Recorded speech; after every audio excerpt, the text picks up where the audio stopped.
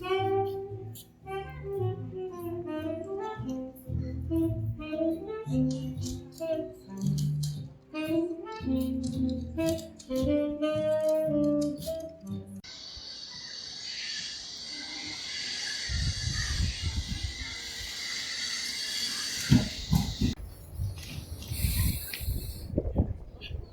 welcome to this vlog. So the purpose of this vlog is to go around places in London, basically landmarks in London, and connect them to fluid dynamics concepts. So right now we're in Baker Street from the place we came, so we'll take you around and show you a few fluid dynamics concepts. Bye-bye.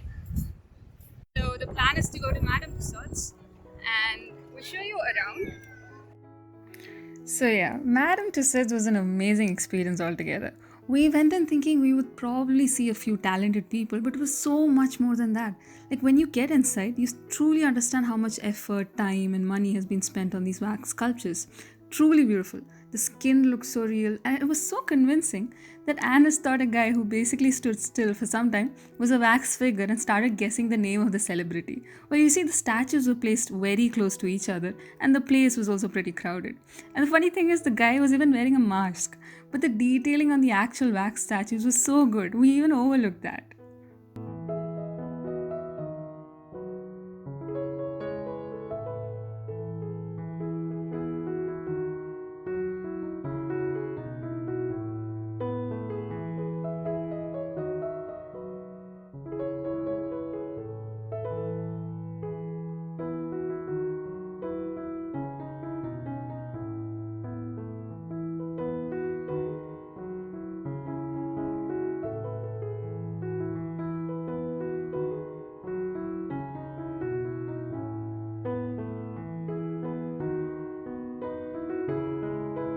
Now that we're anyways admiring and talking about stuff related to wax, maybe we could learn something related to it as well. Let's talk about what happens in a lava lamp. A lava lamp, as you can see, is made of wax and water. It is heated up from the bottom and something called a Rayleigh-Taylor instability happens.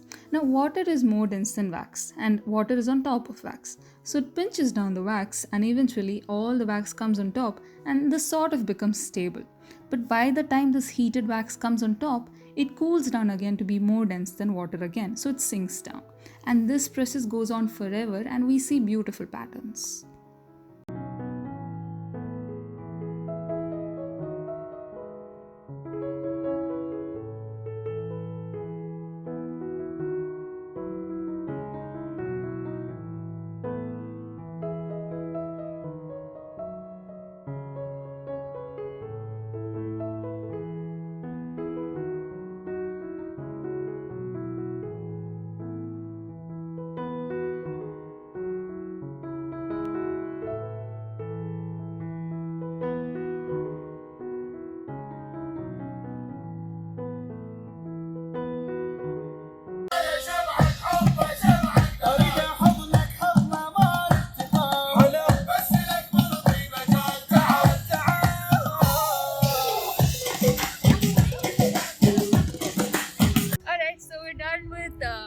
Madame Tussauds, and now we're going to Hyde Park where we will see some swans and explain a fluid dynamics concept. So it's a very basic but a very important fluid dynamics concept.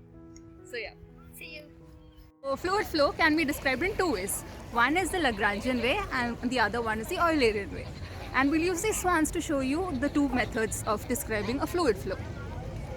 In a Lagrangian description, individual fluid particles are marked and their position, velocities and other properties are described as a function of time. So basically what this means is that we focus on individual swans, or in other words, we track each fluid particle. In this case, the number of swans are countable. But in the case of fluids, there are countless fluid particles, right? So keeping a track of each one of them is pretty difficult. So this approach is used in very rare cases. For example, if you have neutrally buoyant solid particles in a vortex, meaning these particles will neither sink nor rise, this approach can be used to trace the motion of the solid particles, which might roughly follow the fluid particles. So that we have an idea of Lagrangian description, let's see what Eulerian description of fluid is. In Eulerian description of fluid flow, individual fluid particles are not identified. Instead, a control volume is identified. By control volume, I mean something like this closed frame shot that you see. So in the Eulerian description of fluid flow, one is not concerned about the location or velocity of any fluid particle, but rather the velocity, acceleration and other properties of whatever particle happens to be at that particular location of interest at that particular time. So basically we are only concerned about the swans that appear in this closed frame shot.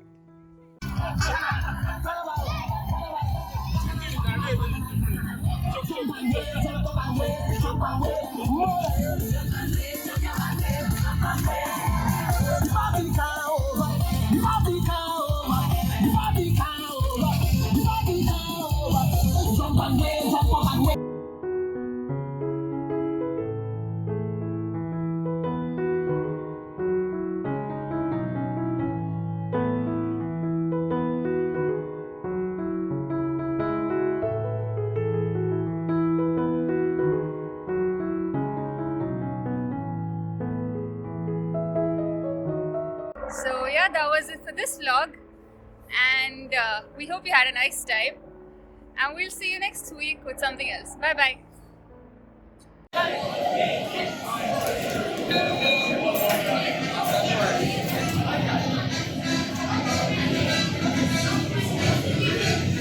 Anas, it's not even moving. You don't even come in one hand.